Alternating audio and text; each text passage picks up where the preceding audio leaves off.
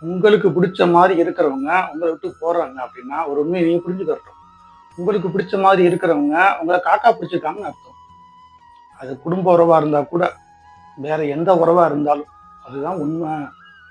உங்களுடைய பதவிக்காகவோ, உங்களோட பணத்துக்காகவோ, விஐபி செல்வாக்கிற்காகவோ, அல்லது காமம் ரீதியான அல்லது வேறு ஏதானும் நன்மைக்காக உங்கள அனுசரிச்சு வெறுத்திருப்பாங்க. உங்களுக்கு பிடிச்ச மாரி நடந்திருப்பாங்க. அதெல்லாம் வச்சு நீங்க அவங்கள்ட்ட அதிகமா அன்பு காட்டி, அதிகமா அவங்களுக்காண்டி அட்ஜஸ்ட் பண்ணி போயிருப்பீங்க. இதனால அவங்களுக்கு ஒரு அடுத்த வாய்ப்பு வரும்போது அவங்கள கழட்டி விட்டு போயிட்டே இருப்பாங்க.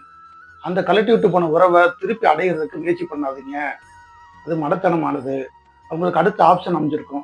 இல்லாட்டினா அவங்க ஈகோவ கொண்டாடக்கூடியவங்களா இருப்பாங்க. இதனால வீணா போகாம இருக்கணும்னா, உங்களுக்காக நீங்க வாழ பழகிக்கோங்க. தற்சார்போட இருக்க படிப்படியா பழகிக்கோங்க. இல்லாட்டினா ஏமாந்து போயிருவீங்க. பாழா போயிருவீங்க. உடம்பையும் பாழாக்கி, மனசையும் பாழாக்கி, ஒரு பொருளாதாரத்தையும் வீணாக்கி நடு தெருவுக்கு வந்துருவீங்க. அனாதை ஆக்கப்பட்டுருவீங்க. நீங்க அனாதையாகாம இருக்கணும்னா, சுயசார்போட இருக்க பழகிக்கோங்க.